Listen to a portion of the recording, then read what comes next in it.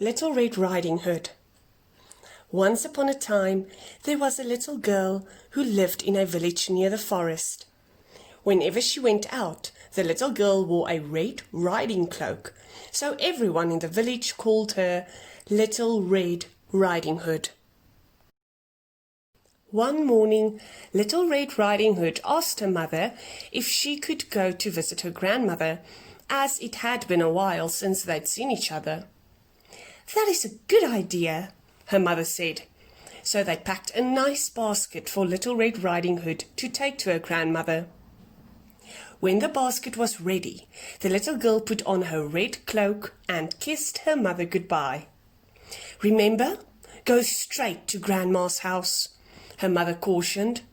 "Don't dawdle along the way, and please don't talk to strangers. The woods are dangerous." "Don't worry, Mommy," said Little Red Riding Hood. "I'll be careful." But when Little Red Riding Hood noticed some lovely flowers in the woods, she forgot her promise to her mother. She picked a few, watched the butterflies flit about for a while, listened to the frogs croaking, and then picked a few more. Little Red Riding Hood was enjoying the warm summer day so much that she didn't notice a dark shadow approaching out of the forest behind her. Suddenly, the wolf appeared beside her. "What are you doing out here, little girl?" the wolf asked in a voice as friendly as he could muster.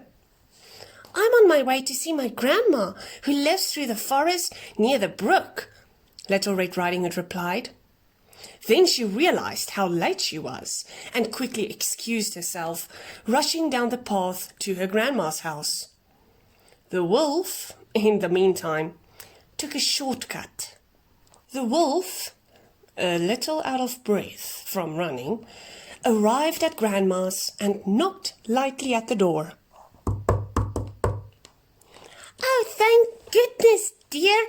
Come in, come in. I was worried sick that something had happened to you in the forest," said Grandma, thinking that the knock was her granddaughter. The wolf let himself in. Poor Granny did not have time to say another word before the wolf gobbled her up. The wolf let out a satisfied burp and then poked through Granny's wardrobe to find a nightgown that he liked. He added a frilly sleeping cap and, for good measure, dabbed some of Granny's perfume behind his pointy ears. A few minutes later, Red Riding Hood knocked on the door. The wolf jumped into bed and pulled the covers over his nose. Who is it?" he called in a crackly voice. "It's me, Little Red Riding Hood." "Oh, how lovely! Do come in, my dear," croaked the wolf. When Little Red Riding Hood entered the little cottage, she could scarcely recognize her grandmother. "Grandmother? Your voice sounds so odd. Is something the matter?" she asked. "Oh, I just have a touch of a cold," squeaked the wolf, adding a cough at the end to prove the point. "But, Grandmother, what big ears you have," said Little Red Riding Hood as she edged closer to the bed.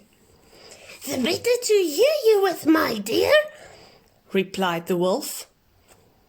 "But, Grandmother, what big eyes you have," said Little Red Riding Hood. "The better to see you with, my dear," replied the wolf. "But, Grandmother, what big teeth you have," said Little Red Riding Hood, her voice quivering slightly. "The better to eat you with, my dear," roared the wolf, and he leaped out of the bed and began to chase the little girl. Almost too late, Little Red Riding Hood realized that the person in the bed was not her grandmother, but a hungry wolf.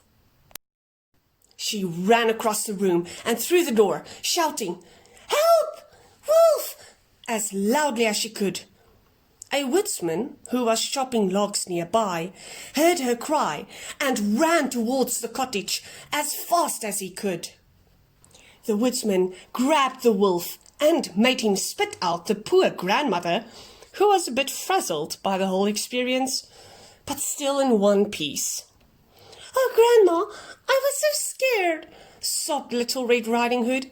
"I'll never speak to strangers or dawdle in the forest again." There, child. You've learned an important lesson. Thank goodness you shouted loud enough for this kind woodsman to hear you."